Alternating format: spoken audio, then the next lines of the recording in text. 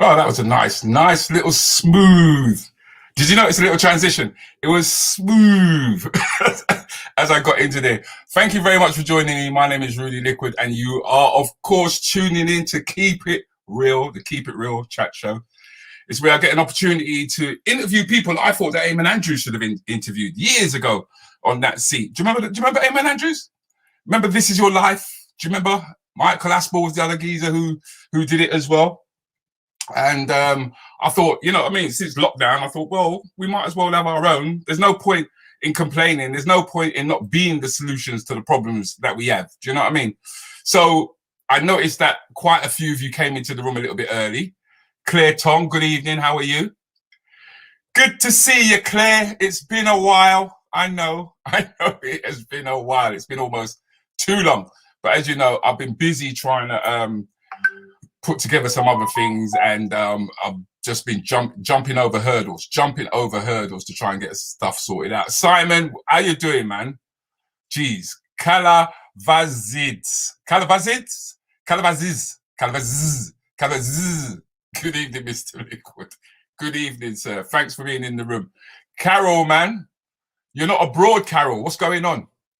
You're not on a plane. Huh? Are you actually chilling out at this moment in time? Well, that's good to see. That is good to see. Thank you for joining me, Carol. I really do appreciate that. You know I do. And all the Rants and Bants crew, as they start making their way to the room a lot later on, no doubt, is Zidez. Right, so it's Kala Zidez. Kala Zidez. I'm going to get that right. God, imagine if I had to read your name in a children's book. I'll be struggling. The Big Red Book. Missed you, Rudy, and the Rants and Bants. Missed all of you, mate. Missed all of you. Love all of you. Missed all of you. But at the same time, I did need a break. I'm not going to lie. Well, what can I tell you? Season 3 is about to begin. It's been a long time in coming. I know, and I've managed to secure quite a few guests I'm very, very happy with, to be honest with you. People who have, I guess, done more than most. People who I believe have not been elevated to the heights that they should have been elevated to, even though they got there themselves. Right? So what I must ask you guys to do, if you haven't already liked my page, please do like the Facebook page. Eshe, how you doing? Oh, you're talking to Kaz. You stay there. You see, you lot start your private conversations already. Please do, right? Especially if you're in YouTube. Could you subscribe? It's going to be important that you subscribe. Subscribe, and also share. There was a time when we could do WhatsApp parties, but all the WhatsApp parties seem to have they've moved that button for some reason, so we can't find it. So it's important that you share. Miss Shugs has joined us. How you doing? Good evening. Glad we're back. I like that. Glad we're back. See, this really is not my show. This is your show. So now, my guest, who I'm going to bring on any second now, I hope you have plenty of questions for her, right? I really do hope that you have questions for her. And it's not just a one-way conversation. You are just as important, right? So I will be putting up your comments when they come up and if they are relevant, okay? I said, hi, Rudy. Change your glasses. Yeah, I had to. I needed peripheral vision, right? I've still got the old ones. Look, hold on.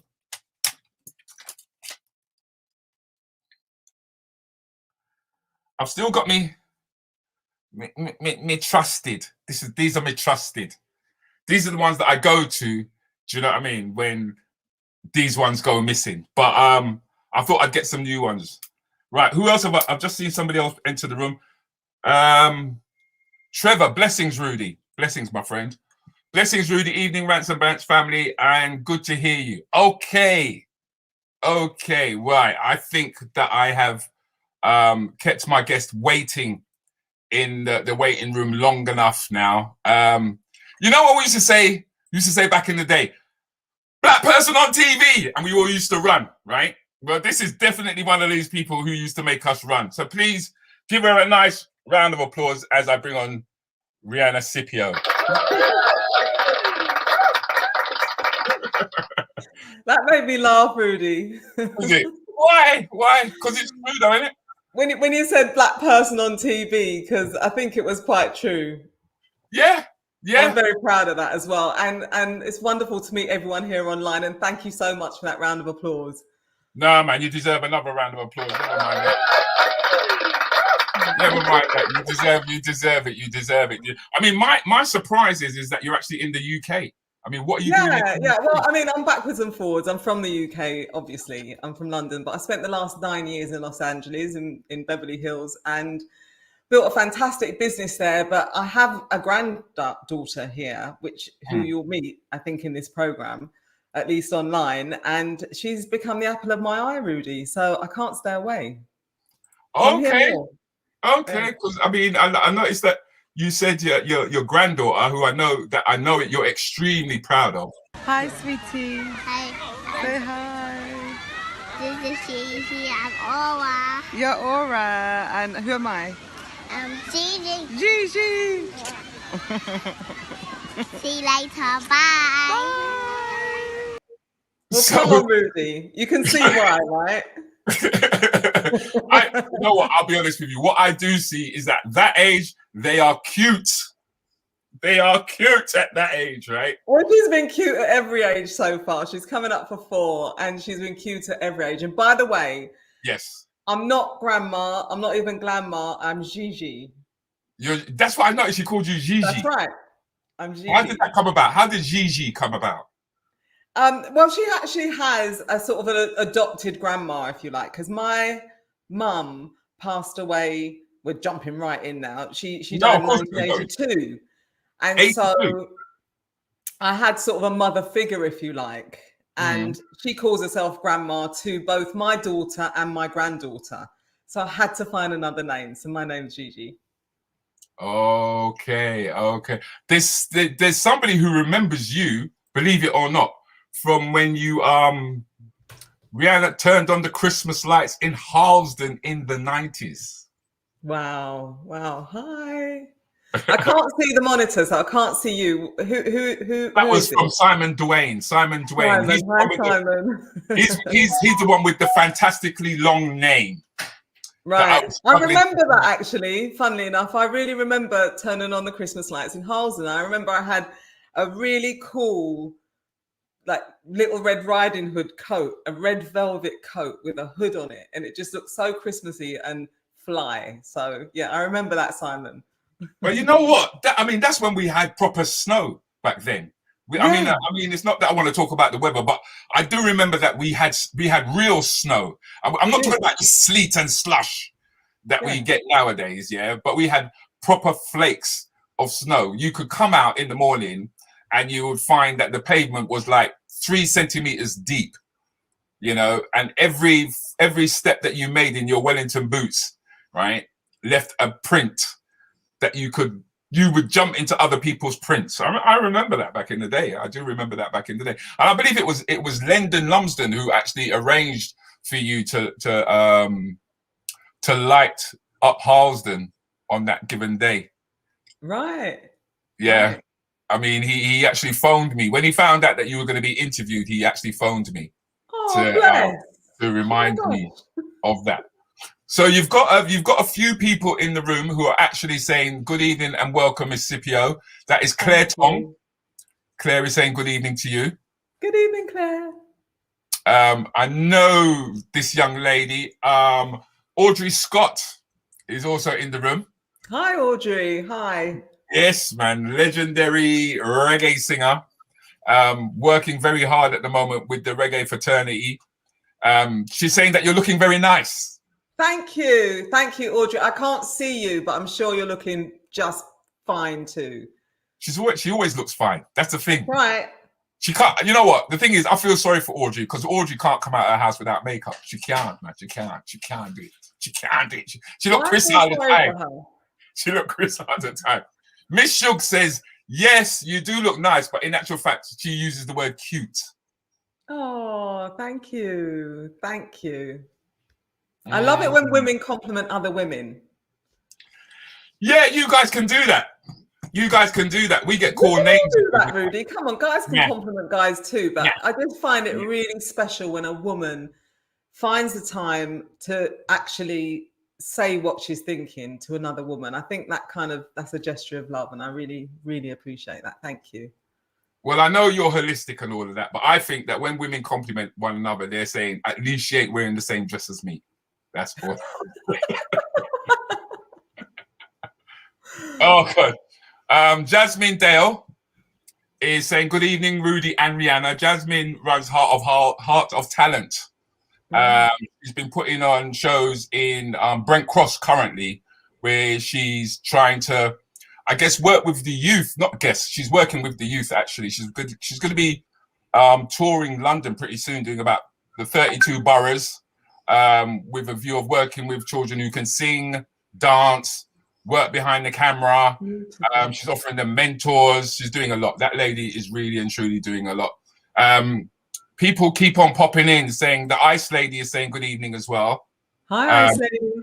I'm trying to make this as interactive as possible before we start getting into the interview. Ageless teenagers. This is where it's at. Keep up the good work. They don't even know what you're doing yet. They don't even know what you're doing. They tell you to keep up the good work. They might do. You never know. You know what? I wouldn't be surprised if a few people do. Yeah. That wouldn't surprise me. Audrey is saying she is a beautiful and not shy fitark. That's you. You're beautiful. Me? Yes. And what was the last word? And not shy. Fitark. I like it when people write like that. Not shy fitark. Okay. Yeah, thank you so much. I love it. No, I'm not shy. I would be out of work if I was shy of talking. I can tell you that. I love it. I love it. So let's start from day dot, shall we? Let's start from. I mean, your mum came over in the 50s, I believe. Yeah, she came over. I think 59. Was it 59? I think might have been 59. Okay, because late 50s. Late 50s, yeah. Because you're not African, are you? No, my parents are both from Guyana. Okay. Did you not hear that? Did you not hear that? She said her parents are from Guyana. Yeah. Sometimes I have to tell Jamaicans, yeah. I have to remind them that Guyana is actually part of a continent. They often mistake it and call us small island people. Because I'm Guyanese. Did you know that? Oh, get out of here. No way. Yeah. Wow. Right. But it's also part of the Caribbean. It's the only member of the Caribbean that isn't an island. Yes, right? That's right. But the thing is that I believe that you've only been there once, haven't you? I've been there once when I was 9. I know. Terrible. I do want to go back, but I just haven't been. Traveled to lots of other places, but not back to Guyana just yet. So is that you in the middle there? Okay, I have to look. Yeah, that's me with the turn-ups. Yeah, that's my father's family, and my sister's in the middle, and my brother is the only guy in the picture, and the two older ladies are my father's family. Mm.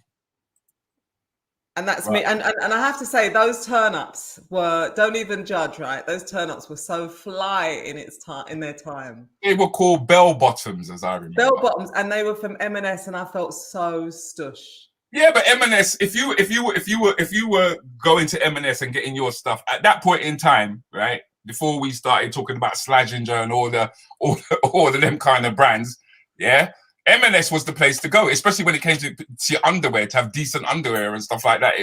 Everything was about M&S. And I don't know I don't know if you can, because you were actually in Tottenham, weren't you? You weren't North London. I was born in North London. I was born at Whittington Hospital, North London.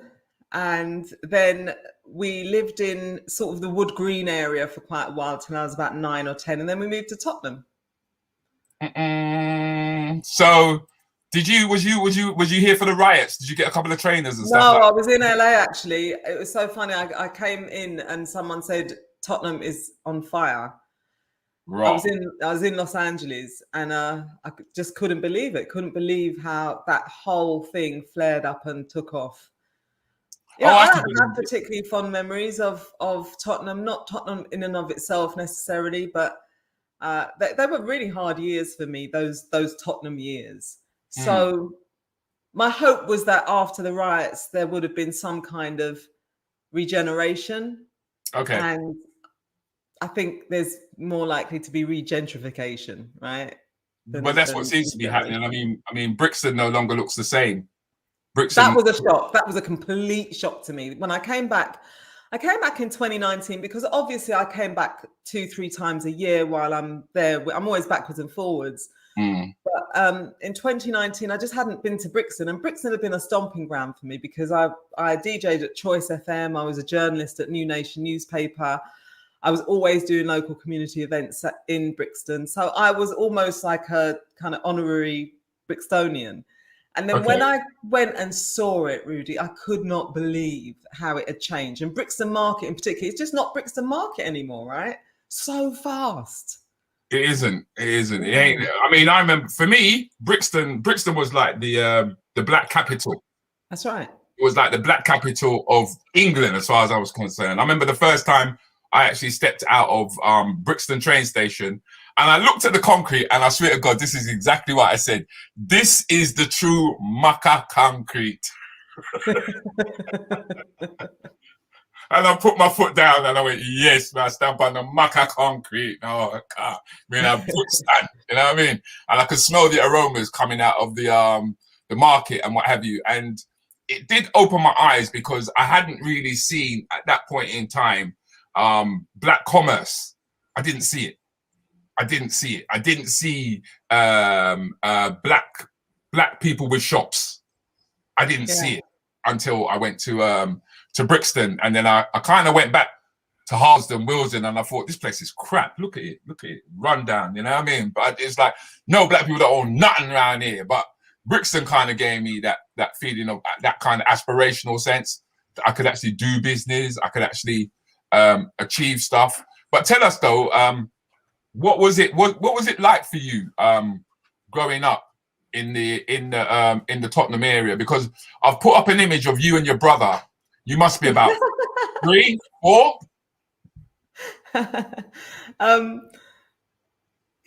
You know, those were younger years, so I wasn't in Tottenham at the time, and they were happy years. Those younger years, we were very poor. We didn't have much money as a family. My parents are working class immigrant labourers.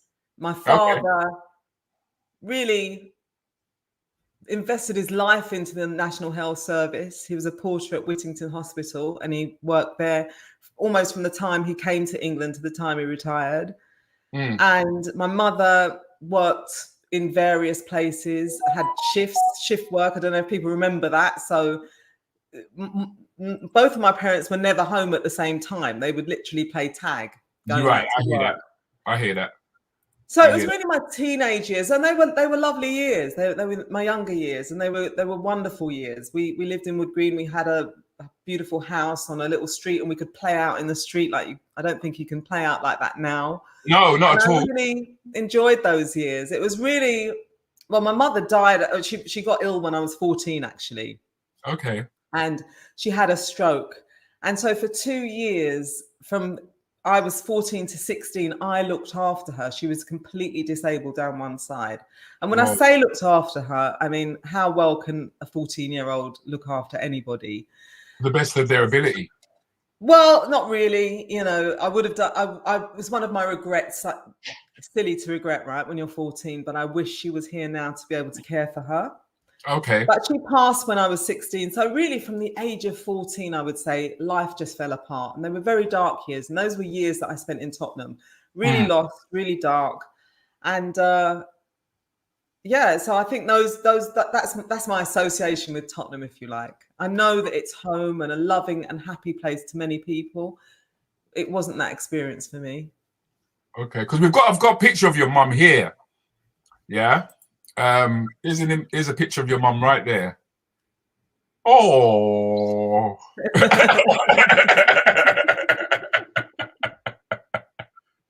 It must have been really, really tough. So then what was school like for you? Because were you a straight A student? No, I was completely lost, actually. This is an interesting one. So many people imagine that I went to Oxbridge and had a privileged lifestyle because of what I went on to do. But actually, like I said, stuff fell apart, and I was coping with looking after my parent between 14 and 16. So I didn't go to school very much between 14 and 16, but I'm a bright spark, you see.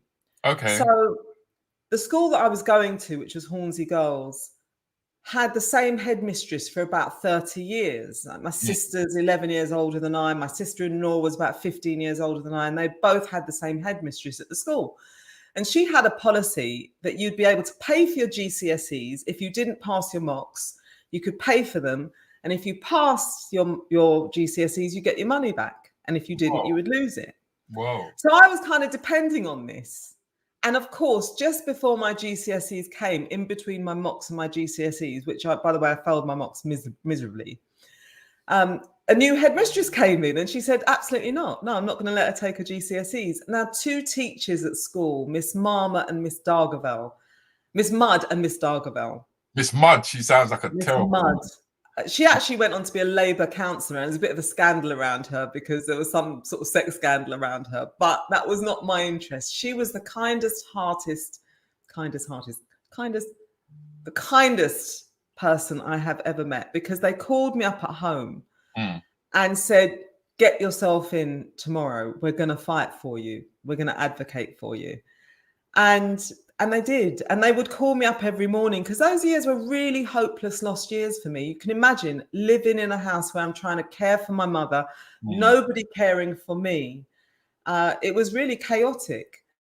So I just felt unloved, unnoticed, uncared for. And these two people really stepped up to the plate and put their necks on the line for me. And when they did that and convinced the headmistress to let me take my GCSEs, they then held me accountable. They'd call me up every morning.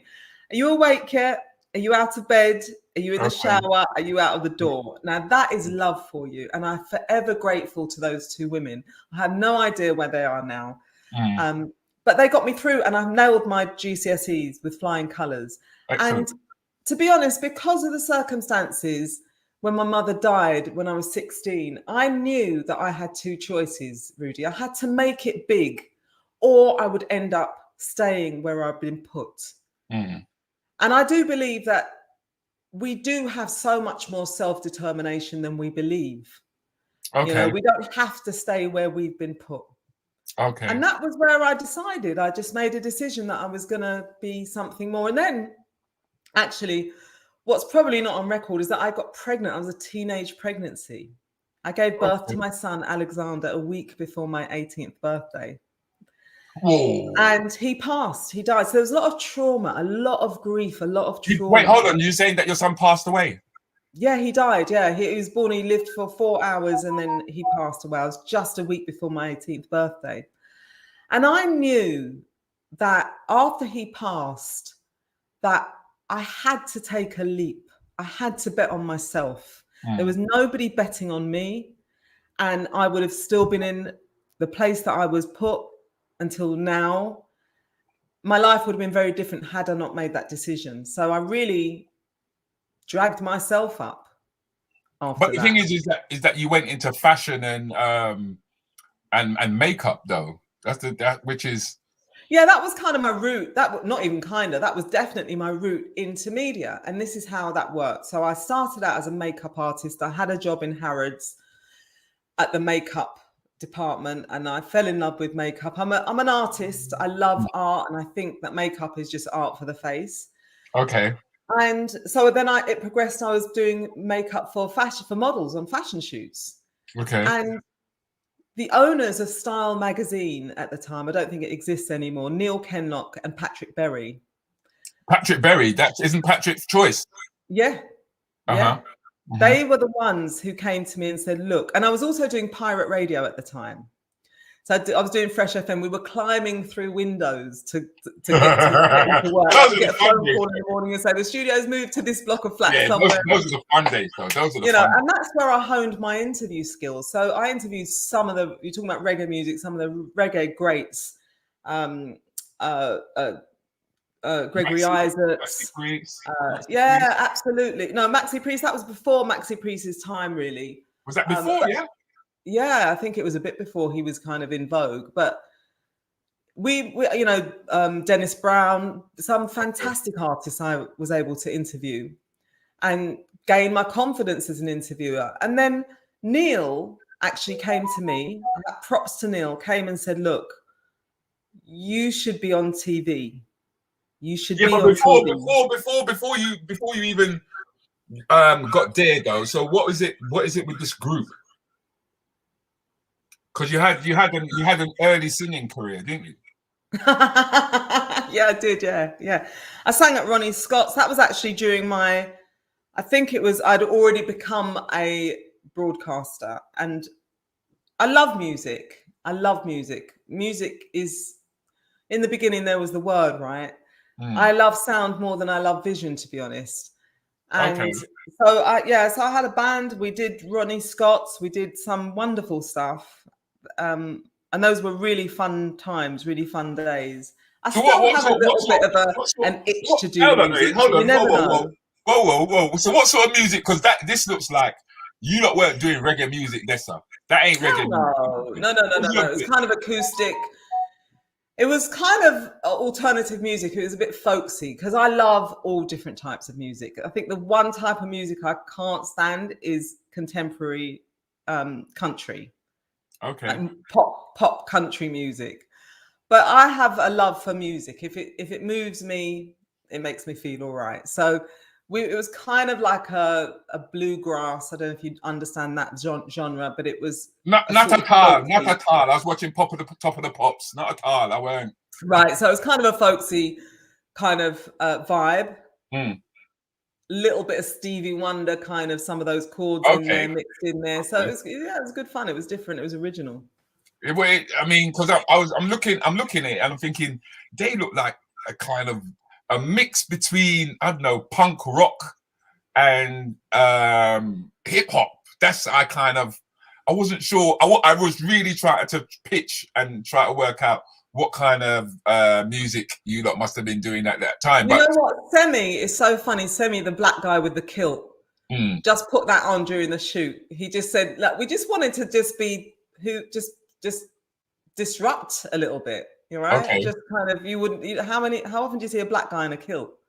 You don't. So, I mean, the first person I actually saw of notoriety in a kilt, believe it or not, was Dave Chappelle when he did his first Edinburgh show back in the day, and he decided to wear a kilt.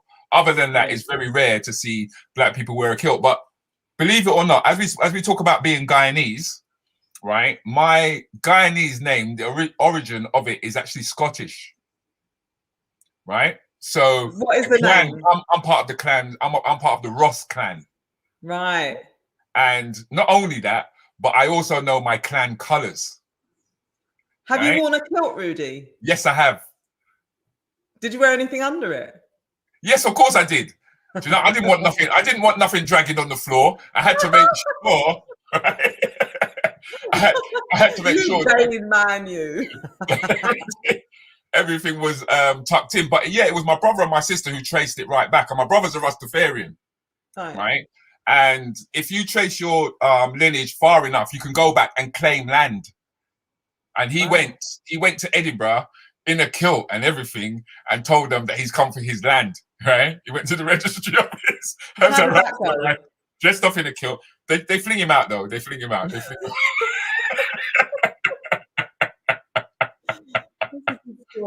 no, they did fling him out. But yeah, those were your early days, man. And I like the idea of, you know, experimenting and the whole pirate scene, because the pirate scene was like doing something risky. Do you know what I mean? Going through windows, because I know what it was like back in the day. It's like 1 minute it was a case of the antennas up, and the next thing you know, the antennas down. You're not even sure if you're going to be playing. Do you know? Or you could get raided. The pirate days preceded Choice FM. There was no black radio. There was, I think, Radio 1, Capital Radio. There was no black radio, right? So I mean, the only way that I heard reggae music in my house was my brothers were part of a sound system, D sound system, and that's how I grew up on reggae music, but it wasn't through radio. So what we did, we were the pioneers of black mainstream radio. you know. Did you realize that's what you were, or is it just something you decided that it was like, you know, when that road of destiny is just open and that's the yellow brick road and you're just on the yellow brick road, you're just on it. I knew I wanted to be an interviewer. I knew I wanted to broadcast. I've always known that. So I was doing what I loved, right? And I have a love for radio as well because it's spontaneous. You see, I've worked in television, radio as well. Radio, you do the show, the hour is done, a bit like our show today, and it's done. You get that buzz of like you see the finished product. But television can take 6 months to make 60 minutes. Right, I hear that. And it's gone. It's just gone in 60 minutes. You know, it's kind of like, what happened to my life for the last 6 months? Like, that was it. You know, kind of, it could be groundbreaking, but it's still 60 minutes. It's gone. I have edited stuff that's only 25 seconds long, and it's taken me an entire day. Yeah, because of the backwards and forwards thing. But then this radio presenting the dance and all of that lot, you know, it led to, like you said, it led to the BBC. Yeah. And it wasn't like you just walked in, if I'm right. No, what happened was, as I said, I was on makeup shoots. I was doing Choice FM, Pirate Radio. I was picking up the mic at local fashion shows. Every little local event I could get to, I was presenting them. And so I showed that I was interested, that this was my passion. I demonstrated that. And then Neil actually came up to me and said, you know, you should be on television. He was the one that gave me a nudge. And so I saw an ad in the Guardian newspaper, I think, and it was Bastiana Belfon at the African and Caribbean unit in Birmingham at the BBC. And I wrote to her, and it was just a very tenacious letter. It started out, I am young, black, and passionate about broadcasting.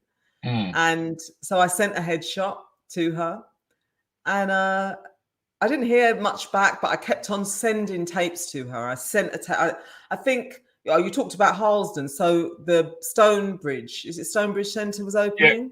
Yeah, Stonebridge Bus Garage, the HPC. That's right. And I went up there, and I think Prince Charles was opening it. That's right. Well, between you and I didn't get to interview Prince Charles, but I interviewed Leonard Johnson, who was the founder of that. That's correct. And I sent that off to Bastiana as well in the year, but I didn't hear from them. And if you can imagine, I got that letter from the BBC with the BBC stamp on the front of it a year later. And I was on the dole, and I was doing makeup here and there, and I was doing this and that and the other, and trying to find my way after my mother's passing. And I got that golden letter that said, we're inviting you to Birmingham to do a trainee course. And so Bastiana gave me that opening. And so I'm so grateful. It's really great. Doing this interview has reminded me of all the people that helped me, that nudged me along the way. So if anybody's listening, or if you do see this after the broadcast, thank you so much. And the rest is history, really. I went up there on a trainee contract I had a flat here in London, and I would go backwards and forwards from here to Birmingham. And then a series called Black on Europe came up for grabs, and they were looking for a presenter. But they didn't want to pay any more than my researchers. I started out as a researcher, actually, and they didn't want to pay any more than my researcher's fee. And I said, I'll do it. And so I did that series, Black on Europe, and it was about the settlement of 6 different the history of settlement of black people in 6 different European countries. So did that happen before you started doing the weather, or after? That was before. And from that, Robin Paxton called me up. So it was a BBC 2 series, and he called me up and said, how would you like to do LWT weather? And I was in. So that's how that started. Valentine night. And became the first black weather presenter.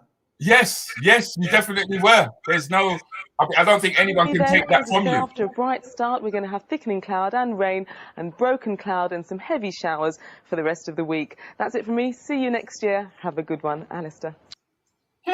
Look at the hairdo. You missed the hairdo. Listen, a stylist till the end. But I'd wear that outfit now, Rudi. Were they using green screen back then, though? Yeah, it was I don't know. I think it was it was green screen, but basically it was a sort of coordination and exercise in hand-mouth coordination. So I had a plunger, and you would have to change the slides as you were speaking. But you couldn't see yourself. So obviously the screen is behind you, but what you could see is the image of the screen. So you couldn't actually see yourself presenting. You could see the image of the screen. Did you never ever feel to go, you know what? Down here, sir, I'm gonna be cool, and up there, sir, I'm gonna be hot. Can I look upon the way there? No, Rudi, no. just blow them up. Just blow them up. Valentina Noyela. I can't get my name around. Your surname, Valentine, is in the room from Young Soul Rebels. I don't know if you remember Valentine, but he was in Young Soul Rebels. He's in the room. Yeah. He's saying hi to you. Hi, Valentine. Carol Samanda has got a question for you. She says, given the lack of diversity when you were on TV back then, what was it like striving for success? That's a good question. Damn good question, actually. If you don't mind, I would love to reframe that question, because back then I was young, I was hungry, I was excited. You know, it was summer of '89 that we were in the African Caribbean unit, and we had John Singleton, and we had Spike Lee, and we had, you know, the soundtrack of that really hot summer. And we felt like the revolution was going to get televised, right? So we just felt we were young, gifted, black, and just gonna at the forefront of this massive change. It was after that became really wary, because you found that you had to fight so hard to have your stories told, that by the time you came to produce a story and fight your corner and it really is about fighting your corner to have your voice heard. Yeah. So many of us left the industry because we were battered. We were bruised, you know, and it wasn't what we expected. We expected to be part of. So it wasn't an easy road, you know. I mean, when you consider the reason why you went to Haas and Bush Garage in the first place was because the riots took place around that time, and it was a kickback to the sus law. That's what caused the whole thing to boil over, because, as you said, the expectation of the first generation of black people was that we were going to come out, we were going to be accepted, we were going to have jobs, we were going to have careers. Yeah, we weren't all going to be pointed towards going into the factories, so to speak. But the thing is that you continue to climb in the BBC. Yeah, and I remember when I first did my first show in there, and I looked around and I was just lonely. Yeah, I was just lonely. That describes it well. Quite often, the experience is lonely, right? It was no There's one. such a pressure to assimilate, and you felt that if you didn't go down the pub after your work, then you just weren't a part of. And pub's just not my thing, right? It's not for many black people. So because that's what I feel lonely quite a lot of the time. Yeah, because I remember when we spoke before, I made the assumption that you were actually good at the networking thing. I made the assumption that I'm not really great at it, I have to say. What I love to do, Rudi, is to work and to follow my passion, my creative passion, whatever it is, whether it takes me into television, radio, music, whatever it is. And I always feel that I did a post the other day that said, begin. There is power in beginning and being consistent. So that's the way that I've always done things. I really find the schmoozing around really difficult, especially if I know you're not really interested in me. But isn't it unreal anyway? I just found the whole thing was unreal, plastic, and you know, I really wish I could have played the game. I wish I could have played the game. I wish I understood that it was a game that I needed to play. Right. Because talent wasn't enough. Which is what I kind of like learnt, that was only like 10% of what was required. If I really wanted to elevate. But then the thing is that Moira Stuart said no to an opportunity. Do you want to tell us about it? Yeah, she did actually. And in fact, I've got more of a connection with Moira because, of course, Moira was the only black woman on screen at that time. And so when I had this idea that I wanted to be on television, it was her presence there that inspired me.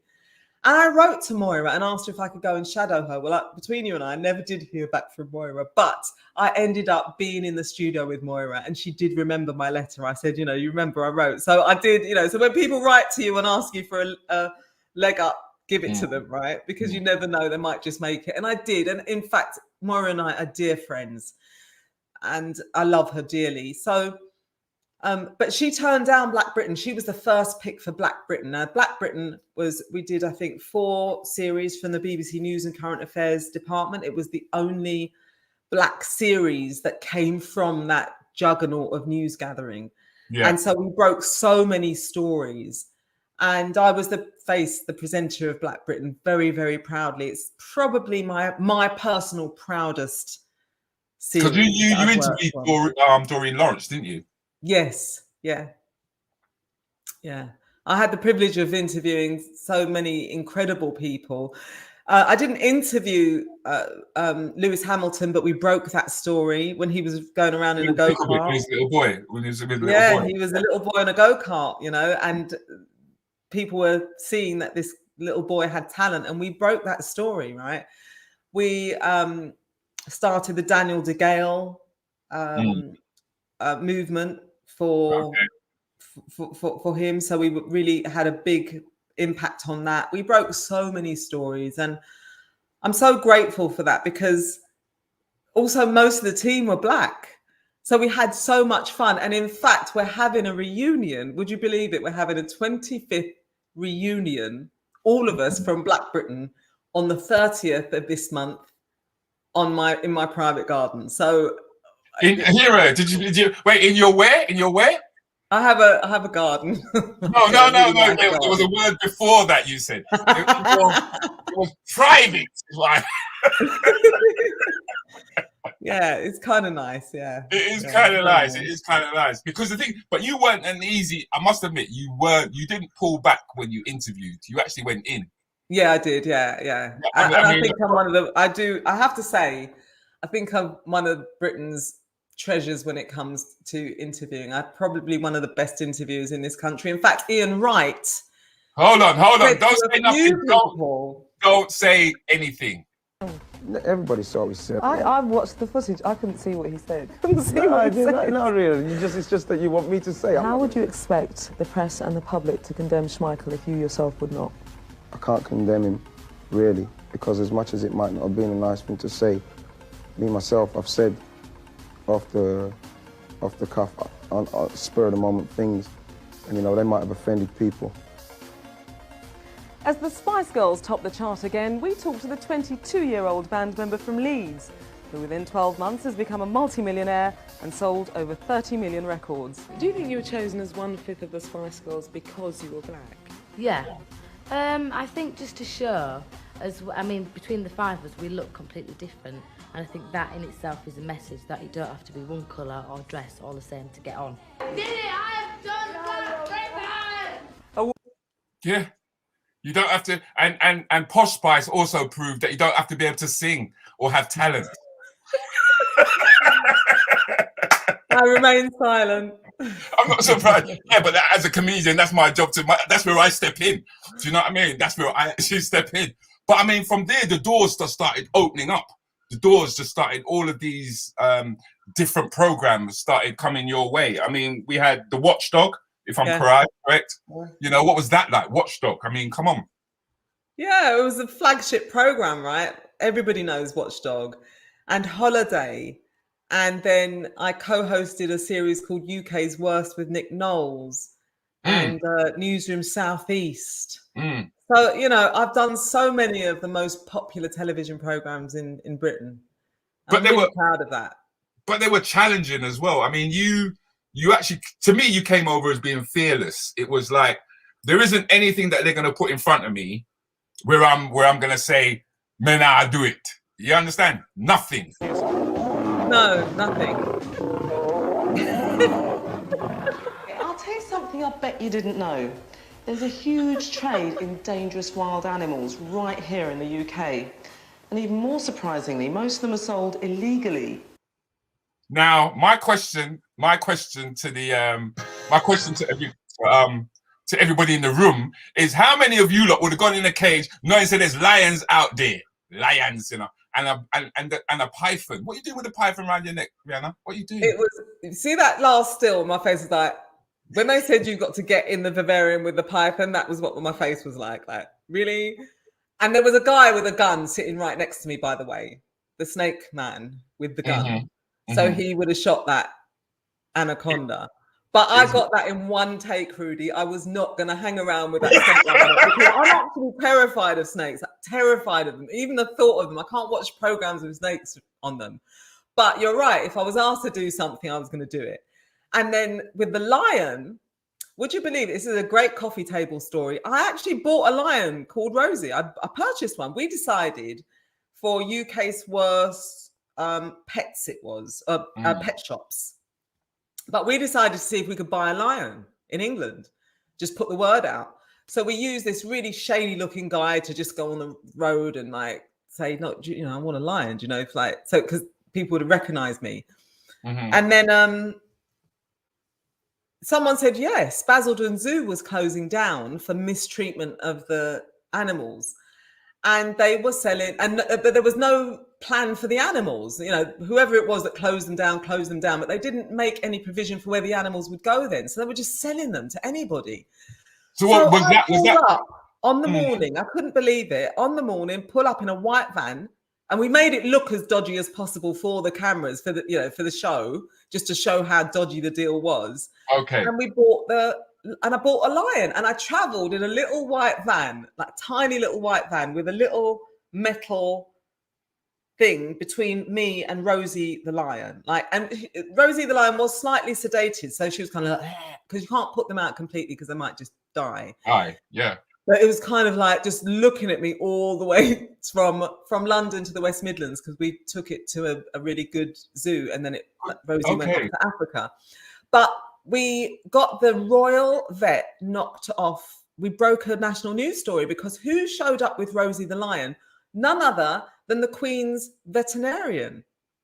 Okay. And she said on camera, because we had secret cameras on us, she said, I don't care if this lion ends up being cat food. Oh, shit. And we caught that on camera, and we broke it on national news, and she lost her job. It was incredible. And we saved Rosie the lion. I mean, the worst thing about that, and Rosie was just kind of purring in the little white van. I couldn't believe that I was in a little white van with a lion. There's a reason why they're called King of the Jungle, because that purr was the loudest thing you've ever heard. And you have never smelt anything worse than lion breath close up, because she was like the whole way through. Like, oh my God. Like this. I don't know. I hear what you're saying. But I mean, we've got somebody in the room, Jemmy Reese. I've been up to Jemmy Reese really close after he's had a drink or two, and sound like lion breath. Am I looking too pale? Am I looking all right? No, you've just sorted it. Light in front of me here. You've sorted it out. Okay, you've sorted it out. Okay, because I mean, after doing all of these shows, these series of shows, and that, you then kind of disappeared, Rianna. Yeah. I think it was a lot of, you know, I carried a lot during those years. I got what I wanted in terms of the things. I got my name in headlights. I became somebody. You know, I had celebrities on speed dial. I had all of the trappings of success, and I felt so empty inside and so lost inside. Those were really difficult years. There was always this thought of if people could see inside, you know, because people were so proud of my achievements, and I'm grateful for that. But the inside hadn't caught up with the outside. You know, remember, I'd lost my mother at a very young age. I'd lost my son, even my nephew. My nephew was 1 year old when he passed away from cot death, and he'd lived in our home for the whole of his little life. So there were 3 deaths in succession in those years, and a lot of changes, especially when my mother passed, a lot of unmanageability, not even when she passed, when she got sick. So I hadn't healed any of that trauma. I hadn't looked at any of it. In fact, I don't even think I stopped to really weep about my mother. It doesn't sound like you had time. No. It seemed like it was quite a whirlwind. Yeah, it was. And I don't think I knew how to cope with it. It was about survival. Remember, I was pretty much on my own at that time. And so 2010, I really came undone. I had a real breakdown, actually. Okay, because I must admit, when I had a look, because I have to do the research on your You'd hope so. Your page and what have you, and there was a line that kind of like struck me, which is this one. It says, "When the lights went out and the cameras turned off, the question was still, am I worth all of this?" Yeah. Wow, that just struck me, actually. It's been a long and winding road, catching up the inside to the outside. So the outside, you had this shiny image of success and a real brokenness inside. And so from 2010, and I'm really grateful for that, in hopelessness is where I found hope, when I was at my bottom. Okay. So I went to Los Angeles. I was there working. I covered the Michael Jackson case, but I started to drink away from the public eye, and nobody would recognize me in the street, and I just went off to the races. And so in 2012, I got sober. So this will be nearly 9 years now that I am completely sober. And that was a turning point for me. And it's something I'm very vocal about and very passionate about, because I can't tell you how important that was for me. You've got the sobriety ring, haven't you? That's right. That's my first year. We call it a chip. To thine own self be true. The problem is when we are drinking, and that's everything to me. That image was the beginning of a new life for me. So the motto is to thine own self be true, but how can you know yourself if you're numbed out all the time, right? How can you, that's the reason that we use, drink, gamble, have irresponsible sex, whatever, overshop, whatever our addictions might be. We do it to leave our own bodies. We do it to leave the pain that's inside there. And I'm so grateful that it's coming on for 9 years that I am so happy to be in this body and so clear. I'm able to connect more with the people that I'm connecting with and to be able to speak my truth. And I really want to inspire other people not to be embarrassed, not to be ashamed. It's a disease. It's not something. No, but because I can hear that. And when I started, I want to go through some of your tweets pretty soon. But it's because I noticed that you sounded very philosophical about things, and you started. It was like you were giving. All of your tweets were about giving. And then when I spotted that this picture here, where you're with the Reverend Michael Beckwith. And that's my daughter and granddaughter in LA, Yeah. Things started to come together because if anybody, everybody knows about The Secret. Yeah. Or should I say it's supposed to be a secret, but it's no bloody secret at all. It's not a secret. Everybody's read it. Yeah. And you, it's like you started to embrace and take on these principles.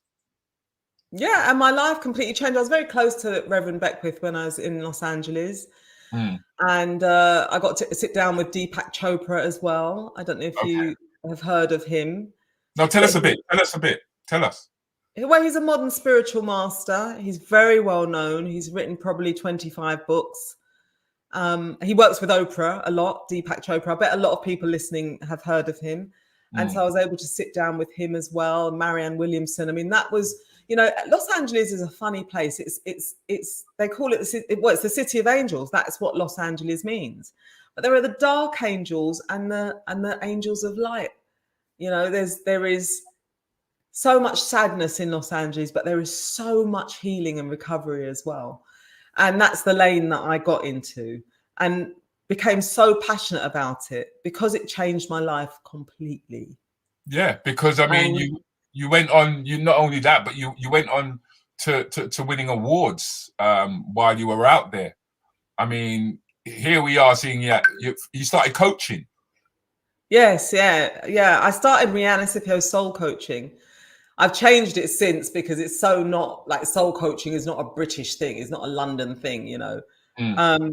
But I started that and started to pick up awards. This was the Los Angeles Business Journal, which was one of the most coveted awards in Los Angeles. And so I'm so very, very proud of that as well. I should have sent you a picture with the actual award, but I didn't. Listen. When I start digging, you know, when I start digging, you know. This lady with the grey hair, the silver hair, she's so elegant. She's the head of Pepperdine University in Los Angeles as well. So she was one of the nominees. And the other lady is a representative of the Republican Party. Let's not say more than that. But it was, I'm really very, very proud of what I achieved. And I also started Imagine. I founded a brick and mortar business for women in recovery, not just from substance abuse, but from love and sex addictions and also eating disorders. So I owned that business. I owned Imagine. I'm talking to some of my peers there. So I worked alongside so many spiritual teachers, but also scientists.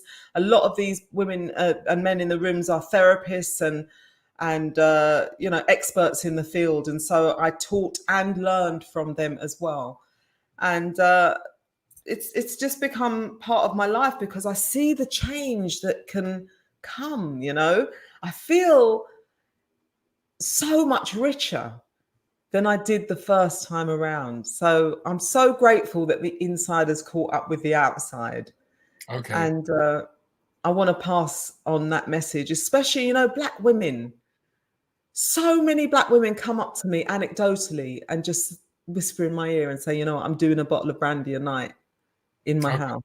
Okay. And it took me to go to Los Angeles to realize that I had a problem.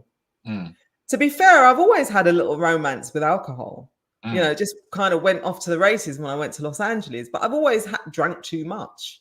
But wasn't that always part of like that was it's also part of media culture, and that's London culture, right? Nobody thinks twice if you're just drunk in the corner. Nobody even bats an eyelid. And it took me to go there to realize that it's not normal, that it's a problem. Because if you're in a place where it's normalized, why would you think that there's anything wrong with you? I thought I was having a good time until it wasn't a good time anymore. And it's so important for me to kind of take off the veil of shame and to inspire other women to reach out and get help. Because nothing bar none helped me like that. Is it not? I think it takes courage to undress in front of people like that. I think it takes a lot of courage. I think the easiest thing to do is actually just stick with the bottle, to be honest with you, then actually stand up and say, you know, I have an issue. But it's where you took it though. For me, I don't ever mince words. When people say to me, why did you stop drinking? My answer is because it nearly killed me. Okay. So if you have a choice, hey, have a glass on me. You know, I'm not judgmental about, like, really, if I could have a classy glass of wine with my linguine on a Friday night, I would do it.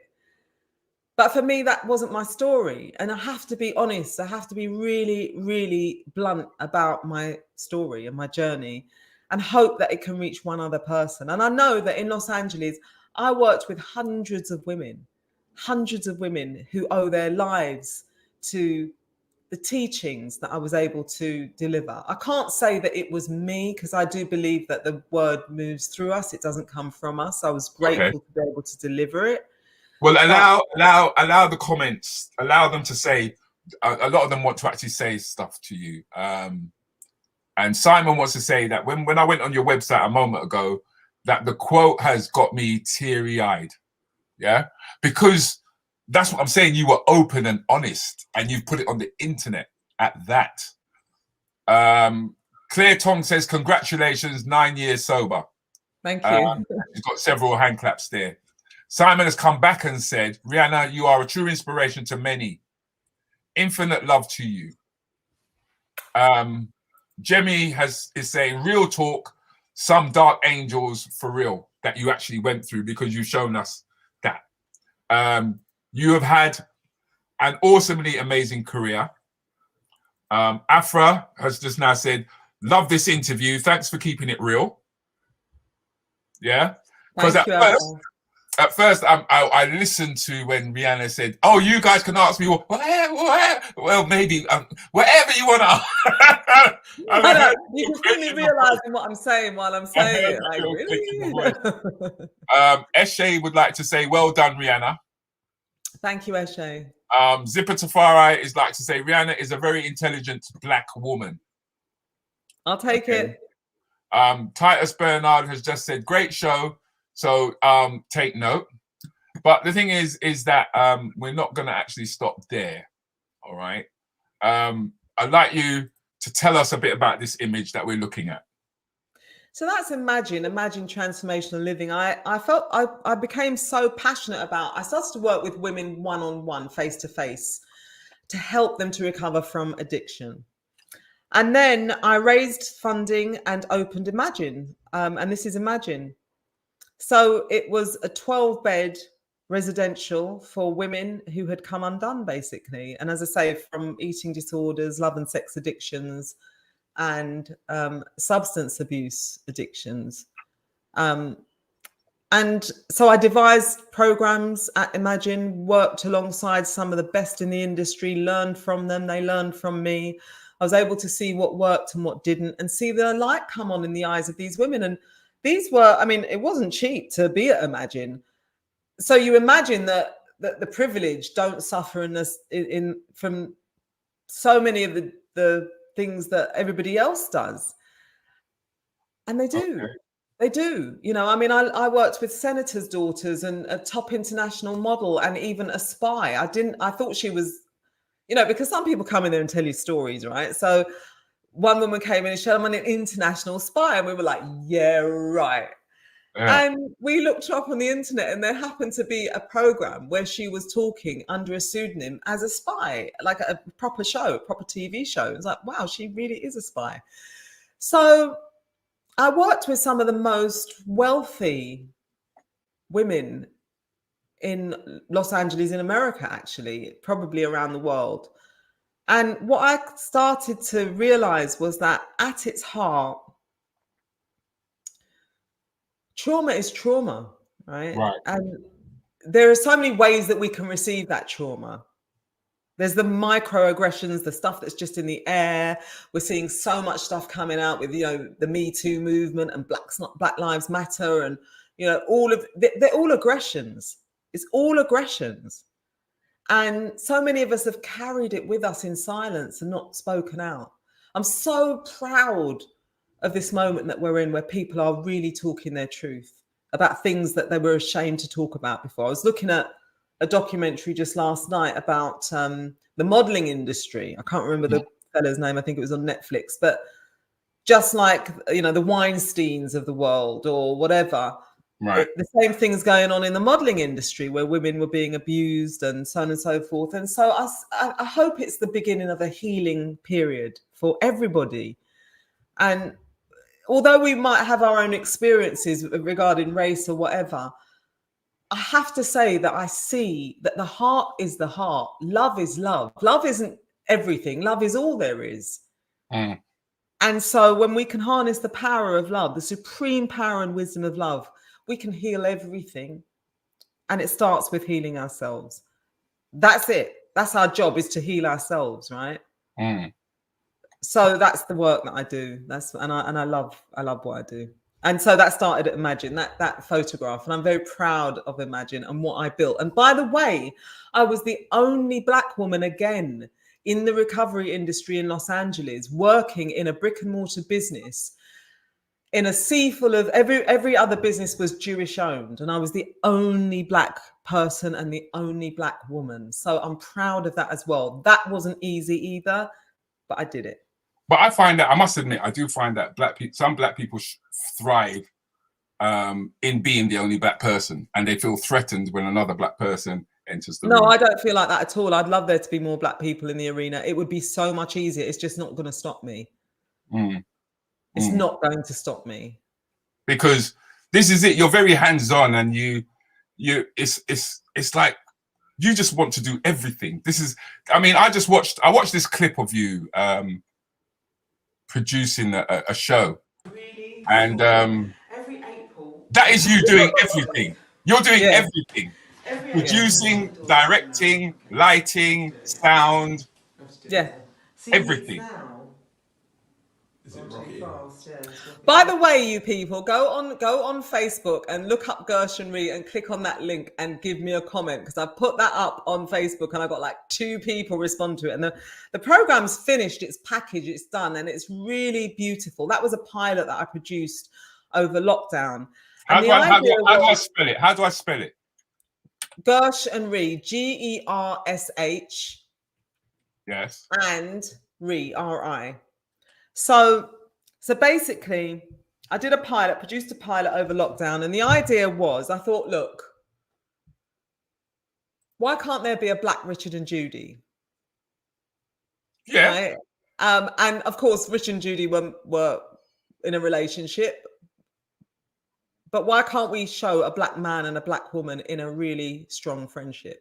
Why can't we portray that image on screen? Because I'm going to answer that question by saying this. I think we spend more time talking about the negative within our culture, which only represents maybe 2 or 3% of us, and we don't talk about the rest of it. I mean, there are people I have in this group, like Frith is a classic example of somebody who's brought up his children. He's a male. Yeah, I have Kaz in this room, right? And her and her husband are like tight. Yeah, but I will go on other platforms and I will hear them bashing the fact that, oh, the black man ain't about, oh, the woman is this. And I'm like, you know what? That only represents such a small percentage of what we really and truly do. I agree. You know, but it takes up the narrative. It just takes up the narrative. You know, I agree. I couldn't agree more. There are fantastic, you know, it's only just now, the other day, we started to hear about the inventors and the wonderful people who have created their milestones throughout the black business owners. I mean, it's a myth that we're not good at business. It's a myth. It's a total myth. It's a total myth. It's just that because of the transatlantic slavery, which brought about the trauma, which took away our history, which took away our language, so we couldn't connect. But the internet is what has made the big difference and allowed us to reconnect with who we are. Yeah. But I don't want to go down that road. I really don't. I could go down this road. I could go down this road. Them not know me when it comes to rants and bants. I could go down this road. I really want to stay with you, because I'd like you to tell everybody about your website, what you do, how they can get in touch with you, you know, the purpose of it, you know, because like you said, I did once I saw you popping up and stuff, I did start following what you were doing and what you were saying, and I was questioning, why is it that being who you are, the first black female weather presenter, yeah, all the jobs that you've done on Watchdog, etc., etc., etc., being a pioneer, the pioneer of who you are, right? Why is it your posts ain't being shared the same sort of way that it should be? You know, a question. It's a I don't know. So maybe people can start following, liking, and sharing the content. What do you think, Rudi? Why do you think that is? I think that some of us of age, we're mature. It's not sexy. It's not sexy. It's not of the now. It's not like the younger generation. You know, that energy that you had when you first got into the BBC and that. It's a different kind of energy in terms of what you're doing and what the youths them are doing. Do you know what I mean? So to go viral, for argument's sake, it's always based around under 30s, under 23s. But we're not talking about going viral. I get that, but I'm trying to explain Right. In terms of why it doesn't circulate the same way. But at the same time, I know that everybody's having these kind of conversations. The same sort of conversations that we're having now, and they're so relevant, especially when you consider that we're the first generation who have learned so much about Black Britain and the changes that it needs, understanding that it's policies that have kept us in systemic racism, which has prevented housing, education, there's three of them: housing, education, the judicial system, all of these things that underpin us actually moving forward in the UK and feeling mentally healthy. That's right. Because we're sick. I don't mean it in a horrible way, but we are. And we are. And just the image alone of what you've managed to achieve in another country, it's always America, it's always America, it's always America. But what you've managed to achieve and the people that you've actually spoken to, you know, and you've embraced and they've embraced you, is why everybody's saying that you're such an inspiration. But it's not the same kind of sexy. That's all I put it down to. Yeah, the thing is, though, to be fair, the people who do follow me, I have so much, such a deep connection with, and they write to me. They take the time to write to me, and I respond to every single person who connects with me. Because I think if you've taken the time to post a comment on something that I've shared, and quite often people are open with me. This is one of the benefits of doing this work, is that people come and tell me their business. Business. It's not fakery, right? It's like, yeah, I'm fine. You know what? It's people tell me their real heart business. I have these conversations every day, so I'm really grateful for the people that do connect. And it's like anything else, right? It picks up momentum. Okay. And, I got a phone call from Mr. Motivator last week, who has invited me to collaborate with him because he sees how what I'm doing is aligning with his body health. Okay, cool. The whole thing of mental and spiritual health will align with his body health. So great things are coming from it. The most important thing for me, Rudi, and it was a risk for me because people see me as a news person, actually. Yeah. And so it was a risk for me to come out. So, one of my fellow journalists said, "Oh, you'll become Earth Mother." I just can't lie to myself. I can't lie to myself. This recovery journey was the most important thing that ever happened in my life. It's the most important thing for my granddaughter, who has never seen Gigi pick up a drink, and pray God one day at a time never will. It's in my heart. That's not to say that I won't do other things. I'm at the moment with my agent. I know Nicole's watching. Big up to Nicole. She's fantastic. So I'm going to be putting together a series on Instagram for Black History Month. So do watch out for that. And it is on Britain's firsts, because I'm the first Black weather woman. And so I want to connect with other firsts for Black History Month. So there are other things in the pipeline, lots of exciting things. So watch your space. I haven't left television. Okay. Because I did ask you earlier on, I said, why didn't you go into coaching broadcasting? Why didn't you go into coaching presenting? Why didn't you go into broadcasting? But this seems more heartfelt in terms of what you're doing. And not only that, but because you shared your actual journey with us, I think you are entitled to talk to us the way that you do, Yeah. and just to see things sort of like come full circle for you, it's such a pleasure to see. I mean, there's your dad, right? That's my dad and my daughter and my grandchild. Isn't that beautiful? 3 generations. Right. Well, I would be in the middle. That would be 4 generations, actually. But throughout your journey, you've spoken about being alone, but you haven't ended up alone. Your dad is still there. No. Actually, my father passed early. He died from COVID, actually, in 2019. But he was 93, so he had a good innings, right? Oh, he had a proper innings, but yeah, I mean, my sadness for him was that he died without us around him, because he died early COVID and nobody really knew what was happening, and so we weren't allowed in the hospital. And I know that he loved us so much. He loved his children. He would have been confused with us around him. So my sadness is more for him than for us. There were 10 people. You lived to 93, and there were 10 people at his funeral. Believe it or not. Yeah, I cried for strangers that I never knew when they initially told us that people were not going to see their loved ones who parted from COVID because they were going to take them away and they were going to burn them straight. You know what? Not burn. Burn sounds like a harsh word. Yeah, that's right. They did. Yeah. They cremated them without them even being able to say goodbye. My main hurt for him was the confusion, because COVID wasn't even a thing when he went into hospital. So he wouldn't have really been educated about what was happening. I think he would have been disoriented, would have wondered where we are, why we weren't around him. And so it was brutal. I would imagine it was brutal for him. That's my sadness, as you live nearly a century and then you have 10 people at your funeral, right? I mean, but it was worse for others, as you describe.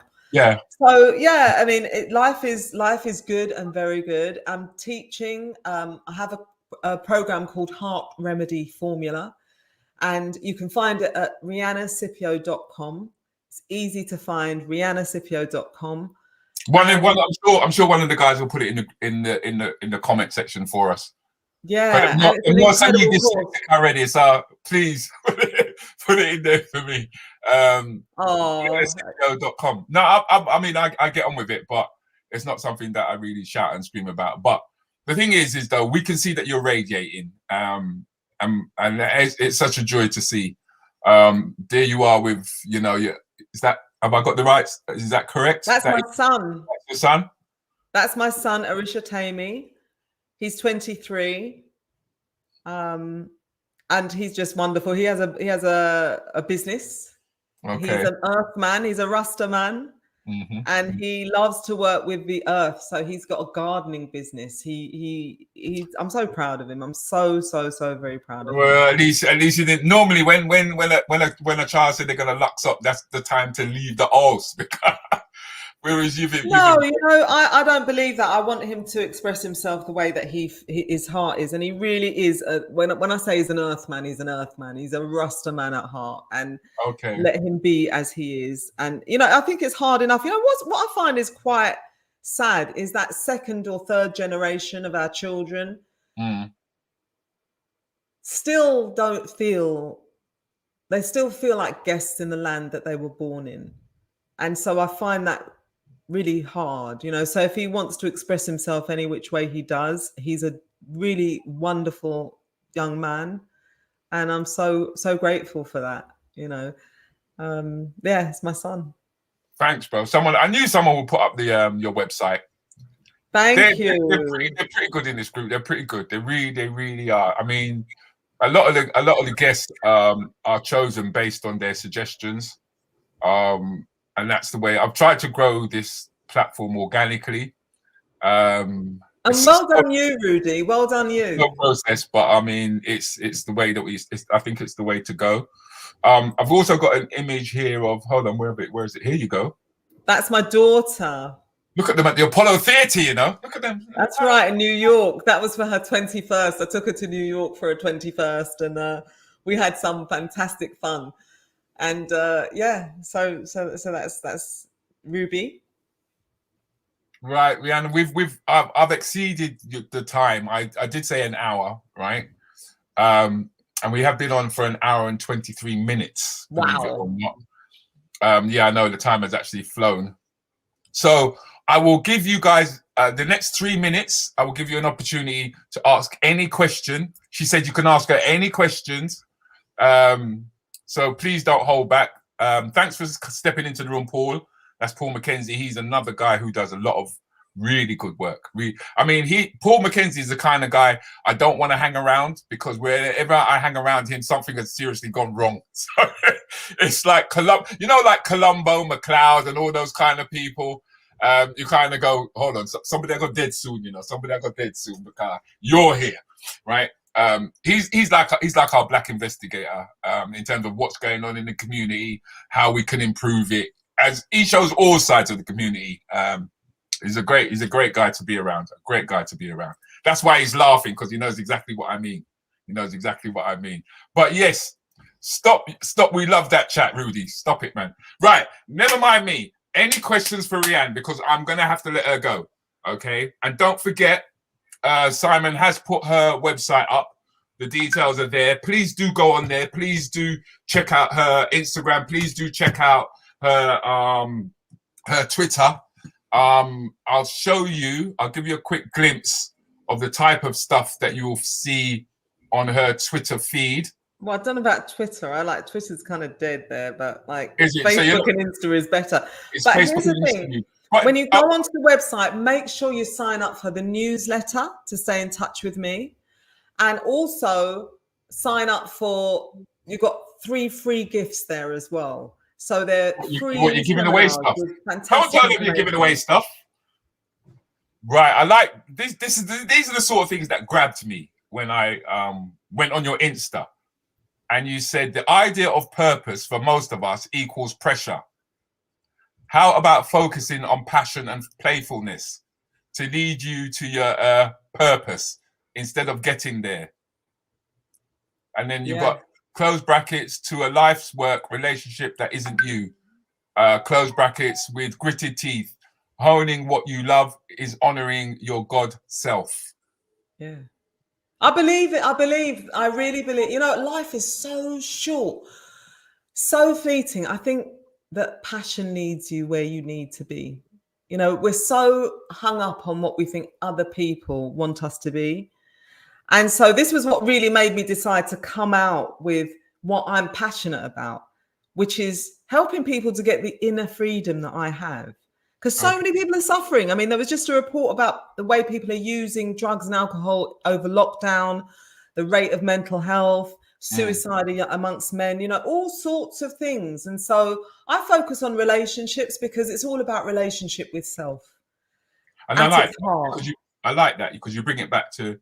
It's all about relationships. So when I say relationships, what I mean, when you go on the website, you'll see it's about how to reset your relationship. But at its heart, the course is about resetting your relationship with yourself. When you got in here, you weren't scared, you weren't shy. You ever see babies, they love when you admire them. They love when you flirt with them. They're just like, you know, they have no phobias. And we learn it as we go along. These things are layered.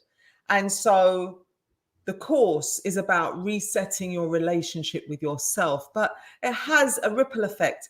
Reset your relationship with money, reset your relationship with family, reset your relationship with your body. That is a big one. Remember, I worked with people with eating disorders, right? And I find so many people putting off finding actual love relationships because, well, I'm overweight, or I've got some cellulite, or my teeth ain't fixed, or when I get completely right. And this is an error. We need to start looking at that because we're meant to communicate with each other. We're meant to connect, just like you, me, Rudi, and all of the people watching today are connecting. That is where the healing is. We're not meant to be islands. And so many of us have become so tough and so strong that we've become hard. Rumi said, seek not to find love, but seek to bring down the walls that you have built around love. And that is what the course is about. It's about loving yourself, the width of your hips, the kink of your hair, the lover who left, the mother who... I put a post up the other day on Facebook and it really took off. It hit a vein where I said, you know, forgive your parents for not being able to love you the way that you needed to be loved. Forgive yourself for looking for love in all the wrong places. Forgive yourself for what you weren't able to give your children, what you wanted to show them, how you love them, what you would have done if you had a second time around. Love heals everything. There ain't no mountain high enough, no river deep enough that love cannot heal. I'm sorry. No, don't apologize. I mean, you said that Twitter's not your greatest piece of social media, but that's where I found those very words. Forgive everyone for what they couldn't give. Forgive yourself for what you never learned. Just do yourself a favor and forgive. Hashtag forgiveness, hashtag start today, hashtag healing, etc., etc., etc., etc. You see, we think when we're all hard and tough, that we're strong, but actually the tough is the weakest. When you're vulnerable, and it starts with loving yourself, because you know something, people say the worst thing about themselves. You know, I hear people talk about themselves in ways that we would be shocked if they talked about somebody else like that. So remember, words have power. They bring things into reality. And so we have to be very careful about the words, the thoughts the kind of violence we bring upon ourselves. And of course, using and drinking is a form of violence, right? Yeah. If you're overdoing it, if you're overdoing it, I'm not saying if you have an odd glass of wine and you can handle it, but that is a real form of violence. That's turning your hurt in on yourself. And so when you get that part right, when you have a relationship with yourself, and it comes back to that chip, to thine own self be true, when you know yourself, you can't be true to yourself if you don't know yourself. But when you know yourself, you get to show up in ways that, like, you thought I was powerful before, like now I'm on kryptonite, now I'm superpower. That is what I want everybody to taste, if they should choose to take the invitation. So go to the website, riannascipio.com. It's like nothing else. Well, allow the comment section to respond. It's Miss Shugs is saying, thank you for sharing your journey with us, Rianna, and well done. Thank you. Sonia B is saying, great interview, Rudi and Rianna. Enough applause. Sugar says, thanks for sharing your journey with us again. Jasmine Dale, who this must sound like an echo for Jasmine, because Jasmine Dale constantly says to me, there are certain things that you are saying that's quite negative, Rudi, and I wish you would stop it, which is just now what you were saying, when you kind of like say to yourself, oh, I don't think I'm able to do that. And so you put a barrier in the possibility of you doing something in the first place. Audrey Scott says, I need some of this. All right. Peter is saying, so wise. Audrey comes back and says, oh my gosh, a testimony. Peter then says, talk the truth and shame the devil.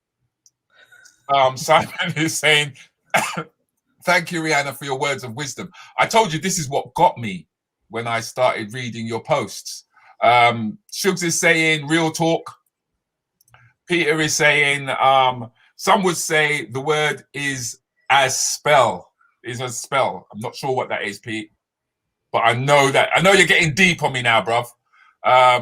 Kaz is saying, heartfelt words, love it. Love it. What can I say, girl? I just say I love you, and I love all the work. I love you too. And what I even like most of all is that you don't take yourself that seriously. You can't. You know what? The best stuff comes through play, right? Yeah. So we're going to allow Rianna to go now. We have to let her go. You don't know that you've abused it. We've stepped over the hour. Jemmy is saying, say thank you so much to everyone who's left a comment, everyone who stayed with us for an hour and a half. I love you all, and every single one of you is so important to me. So thank you for your comments. Go to the website. Please follow, share, and like my content on Insta, on Facebook, on Twitter, because you guys are the ones that will get the message out. You're the connectors. And just help to spread that light. So thank you. That's what I got. Okay. So on that note, ladies and gentlemen, it's time I say that you let us go and let Rianna go. Next week, believe it or not, we will be talking to Andrew Muhammad. You all know who Andrew is, the investigator himself. So do you want to say, I know you've just said some final words, but this will now be your final words, and I will let you go, Rianna. My final words, Rudi, big respect, enough respect to you for keeping it real and for keeping it real. And again, thank you so much, everybody, for your messages. Like they land here, actually. But please remember, don't just say it. Don't just private message me. Please leave a comment, start spreading the word, and be part of, just being that light. Thank you. That's it.